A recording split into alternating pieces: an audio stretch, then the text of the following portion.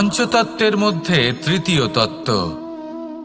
কেউ একে সমীর বলে, আবার কেউ একে পবন বলে। প্রথম কথা হলো এটাই যে এই বায়ু আমাদের জীবন দান করে প্রতিদিন, প্রত্যেক মুহূর্তে। এই বায়ুর কারণেই আমরা নিঃশ্বাস নিতে পারি, জীবিত থাকতে পারি। এই বায়ুই হলো সেই যা সকল মেঘেদের একত্রিত করে একটি স্থানে আর বর্ষা ঘটায়। আর এই বর্ষার কারণেই এই ধরিত্রীতে অন্ন উৎপন্ন হয়। এই বায়ুকে দেখুন, কখনো এতটা সৌম্য যে আপনার কোনোই তফাৎ বোধ হয় না, আর কখনো কখনো এমন রূপ ধারণ করে ফেলে যে অনেক বড় বড় পর্বতের আকার পর্যন্ত বদলে ফেলে। এটাই হলো বায়ুর বিশেষত্ব। বায়ু শেখায় যে সময়ের সাথে সাথে বইতে থাকো, সকলকে জীবন দান করো, সকলকে সাহায্য করো, কিন্তু যখন বিপদ সামনে আসবে তখন দৃঢ় হয়ে সম্মুখীন হও। বাধা অনুযায়ী নিজেকে গড়ে নিতে হবে, আর কখন কতটা কঠোর হতে হবে আর কখন কতটা সৌম্য হতে হবে এটা বায়ুকে দেখে শিখুন, আর আমার সাথে ভালোবেসে বলুন রাধা রাধা। জীবনে যদি আপনি বন্ধু লাভ করতে চান তাহলে আপনাকে অনেকগুলো কাজ করতে হবে। প্রথমে একজন যোগ্য পাত্র সন্ধান করতে হবে, তারপর তার সাথে সময় কাটাতে হবে, সুখ দুঃখে তার সাথে থাকতে হবে, তবে গিয়ে সে বন্ধু হবে। কিন্তু যদি আপনি শত্রু খুঁজতে চান তাহলে কোথাও যাওয়ার দরকার নেই, কারণ আপনার সবথেকে বড় শত্রু আর কোথাও নেই, আপনারই মনের মধ্যে, আপনার চেতনায় রয়েছে।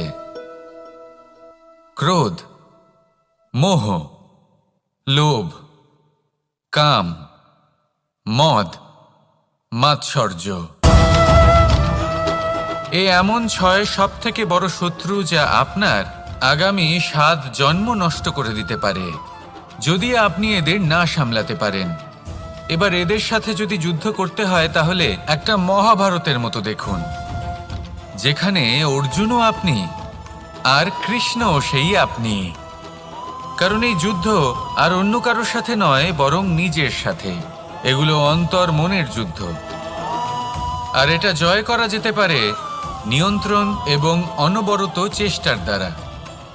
তাই এটাই করুন, এই 6 শত্রুকে পরাজিত করুন এবং আমার সাথে ভালোবেসে বলুন রাধা রাধা।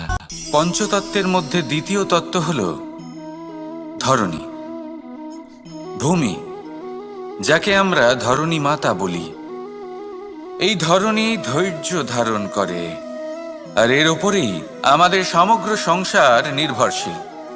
কারণ এই ভূমি সহ্য ক্ষমতা রাখে, এর সহ্য ক্ষমতা হলো অপরিসীম। সন্তান যতই আঘাত প্রদান করুক না কেন প্রেম পূর্বক সহ্য করে, আর তার বদলে অমূল্য রত্ন প্রদান করে। সন্তান যদি হাল চালায় তাহলে তার বদলে তাকে অন্ন প্রদান করে। এটাই হলো ধরণী। এবার এর থেকে আমরা কি শিক্ষা পেতে পারি? এটাই যে কারোর জন্য কিছু করা বা কাউকে কিছু দেওয়া মনে কোনো কামনা ছাড়াই।